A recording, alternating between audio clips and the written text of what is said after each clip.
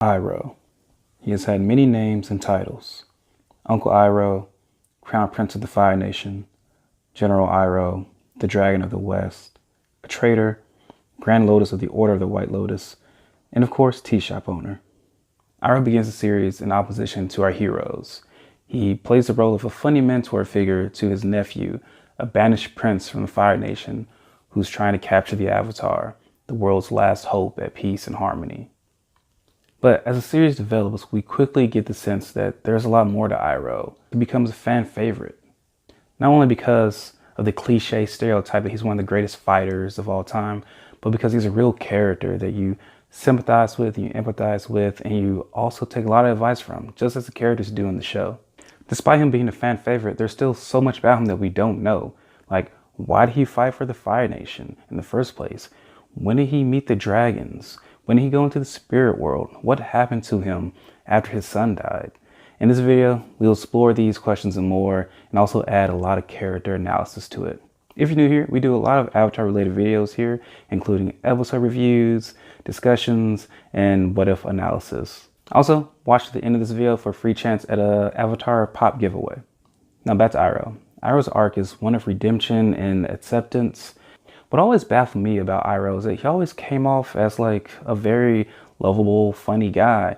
How can we reconcile this lovable teaching figure to a military tactician who was responsible for, or at least complicit in such atrocities as murder, kidnapping, and genocide? First, let's start off with the facts. Iroh was the firstborn son to Fire Lord Azulon, making him the Crown Prince of the Fire Nation and heir to the throne. When Iroh was a boy, he had a vision that he would capture the Earth Kingdom capital city of Ba Sing Se. Iroh has a son, Lu Ten. At some point in his life, Iroh meets the dragons Ren and Cha and learned the true meaning of firebending. He would go back to the Fire Nation and claim he slayed the last dragon, earning him the title of Dragon of the West. General Iroh leads the 600-day siege on Ba Sing Se, breaching the outer wall, only retreated from his siege due to his son Lu Ten's untimely death on the front lines of the same battle. At some point in his life, he had a journey to the spirit world. He returns to the Fire Nation to find his father has died and his younger brother has ascended to the throne as the new Fire Lord. He joins the Order of the White Lotus and becomes a high-ranking member called a Grand Lotus. Before his death, he left his body and went to the spirit world. Alright, let's add some context and a little bit of fan theory to really explore this complicated character. Well, as a child of the Fire Nation, especially a child in the royal family, it would have been instilled into him at an early age that the Fire Nation is the greatest civilization and their war is a means of sharing their greatness with the world. Couple that with his vision of conquering Ba Sing Se, thinking that that is his destiny, it makes sense that he would fight for the Fire Nation. In an interview with AvatarSpirit.net, Avatar co-creator Bryan Konietzko said, "He was once a serious military giant, a very capable general, and he was very fierce. To me, he's such an interesting character because a lot of times people find themselves in situations which they happen to be very good at. He was born into this very powerful, aggressive family and just so happened to have a gift and the strength for it. But not all people are just one way, and he certainly had this gentle, kind side which appreciated life, all forms of life. That's good and all, but with this appreciation of life, why would he join the Fire Nation? I mean, they are responsible for killing and destroying so many people and their lands.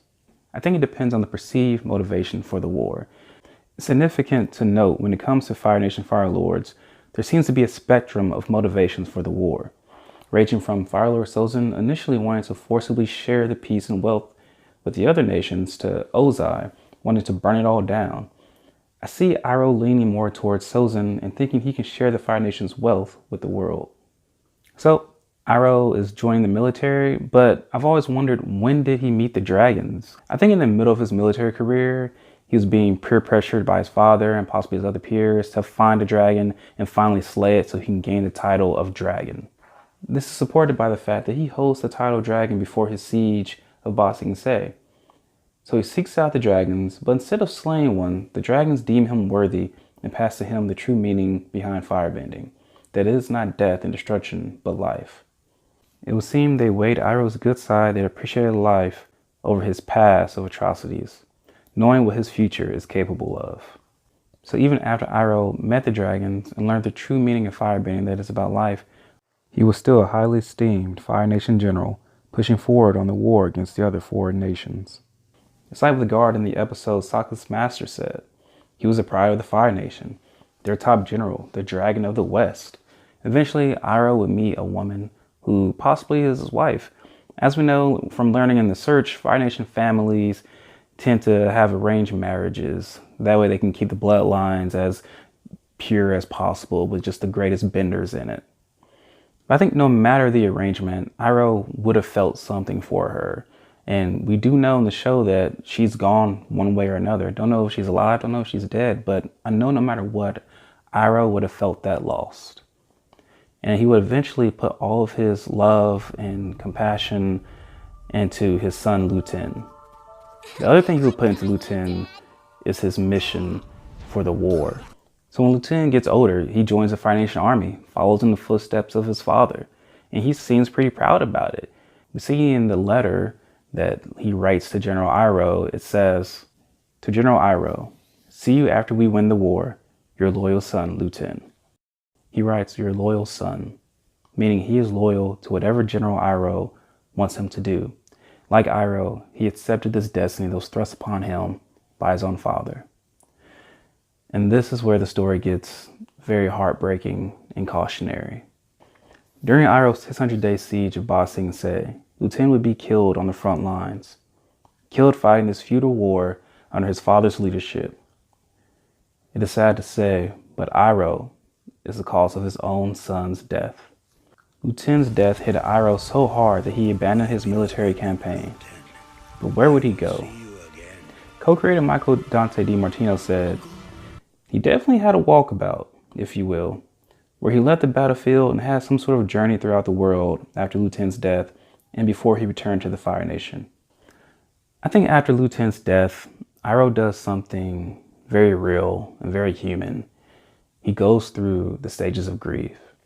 The 5 stages of grief is an admittedly simplistic approach to death, but it does help people cope with death and frame what they're feeling. The 5 stages of grief are denial, anger, bargaining, depression, and acceptance. I could definitely see Iroh going through denial. After all, in his eyes, this war is a righteous endeavor. He had the vision. He was the pride of the Fire Nation. Even the dragons deemed him worthy. And Lu Ten was his precious only son. So this all must be a mistake. But no, the truth is Iroh's life and ambitions come crashing down on him. This is real. The realization that this is real leads to anger. Imagine a younger, misguided Iroh as angry and self-centered as Zuko, as if the world owes him something. David Kessler, author of the book on grief and grieving, writes, "Underneath anger is pain, your pain. It is natural to feel deserted and abandoned. Anger is strength, and it can be an anchor, giving temporary structure to the nothingness of loss." Next is the stage of bargaining. In it, the griever is dealing with guilt and regret and kind of doing that mental time travel, if you will. Always thinking about, what if I did this instead? What if I went back and didn't join the war? What if I could have saved Lu Ten? We know Iroh continues to do this. It's hard not to. Happy birthday, my son. If only I could have helped you. But after bargaining, depression sets in. He thinks to himself, what is the point of it all? Why am I even here? I don't want to be here. He is tempted to succumb to his lowest instincts. This is Iroh at the lowest point in his life. And there is no hope at all. No, Zuko. You must never give in to despair. Allow yourself to slip down that road and you surrender to your lowest instincts. Then it happens. Through all the anger and depression and loss that he's gone through, he opens his eyes and finds himself in a mysterious, wondrous land. He finds himself in the spirit world. It's very similar to what Aang said to Korra. When we hit our lowest point, we are open to the greatest change. I think there's something to be said about suffering in the Avatar universe, that it can lead to being a more spiritual and compassionate person. We saw it with Aang, Korra, and Zuko, and many other characters. As Iroh journeys into the spirit world, I imagine him being very aggressive and apprehensive to it. I mean, this is a place he's never been before, and he just got done with the loss of his son. I think he's honestly trapped there. Like, there's a certain spiritual barrier that won't allow him to leave. And we've seen this happen before, that certain environments are spirits of themselves, and they know when a person needs to be guided. Iroh's lost both physically and mentally, but I think he does come around to the spirits, and I think through helping them and understanding him, he finds a way to control his own spirit and come back to the physical world. In doing so, he comes to terms with the loss of Lu Ten. He also comes to terms with what his place should be in the world. This is the stage of acceptance. Author David Kessler says about acceptance that we can never replace what has been lost, but we can make new connections, new meaningful relationships. Instead of denying our feelings, we listen to our needs. We move, we change, we grow, we evolve. The important thing to know about grieving the loss of a loved one is that it's not about getting over it. It can be about finding meaning in the pain. So Iroh, as this brand new person who's so much more spiritual aligned, seeks to travel the world to learn more about the other cultures and the people and live among them so he can atone for his past transgressions. I think he ventures to the Northern Water Tribe, where he studies waterbenders and teaches himself how to redirect lightning. And one of those waterbenders so happened to be Master Pakku, who introduces him to the Order of the White Lotus. Iroh continues to travel the world until finally returning home to find his father dead and his brother, the new Fire Lord. Alright, so Iroh's back in the Fire Nation. He is the rightful heir to the throne, but he doesn't grab the power. I think Iroh knows what his destiny needs to be. I think he knows that 100 years of war is not going to be solved just by him challenging his brother. I mean, as he says to Zuko and Katara, is that history would just see it as a brother killing another brother to grab power. As the creators say, he was like, you want it, have it. He wasn't going to put up a fight for it.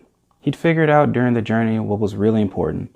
Being the Fire Lord was no longer on the top of that list. Now he was just honed in on Zuko as a sort of adopted son. If he could just help this poor boy whose father had kind of abandoned him.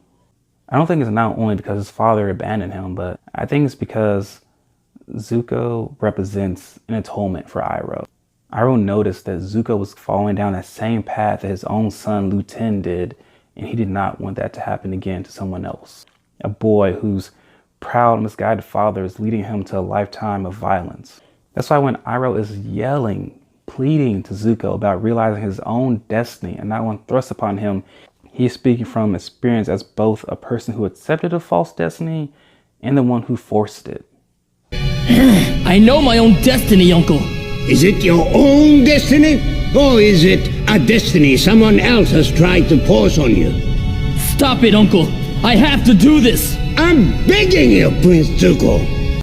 After Zuko's banishment, Iroh accompanies him on this fool's errand search for the Avatar. But Iroh isn't focused on capturing the Avatar. His purpose is Zuko. And as Iroh learns, it can be really hard to change the heart and the mind of a person who's been corrupted. And Zuko ends up betraying Iroh at the crossroads of destiny. Their relationship will be severed until this moment. And I have to say, this moment gets me every time. I am man enough to admit that I cry every time I see this moment. Iroh finally does it. He finally saves that little soldier boy who just wants to march home. This is the culmination of Iroh's arc to atone for Lu Ten's life and death. But Iroh still has one more sin to atone for, his own. And it culminates at the end of the 100-Year War when he burns down the Fire Nation symbol on Ba Sing Se. This is a purposely very quiet moment. No need for some strong display of action, power, and bravado. That would be too reminiscent of the man he was before. I find it so interesting and telling that the 3 times we see Iroh in Ba Sing Se, a city that's really important to him, the first time is as a conqueror, The second time is as a refugee, and the third time is as a liberator. After the war, Iroh would continue to mentor Zuko, Aang, and anyone else seeking his advice. But before he died, he would leave his body and go to the spirit world. Now, I find it so moving that the place that he went to find solace and understanding after his son's loss is a place he decides to spend his final moments. And he can live there forever, continuing to help people out. And he continues to teach us, the audience. I mean, I have learned so much from Iroh that I apply to my own life. I mentor kids so they can have a chance at being better. Iroh continues to teach us that if we continue down the dark path, continuing the cycle of fear and hate, it will lead to our own downfall. And no matter the pain or circumstances we have in life, if we look for the light in the dark, we will often find it. All right, thank you for watching. I hope you enjoyed this video. I love Avatar: The Last Airbender. I love the character of Iroh so much. Also, if you're interested, if you want to win this Hot Topic exclusive Funko Pop, just subscribe and comment your favorite Iroh memory from the show. All right, sincerely, thank you for watching. I'm out. Even in the material world, you will find that if you look for the light, you can often find it.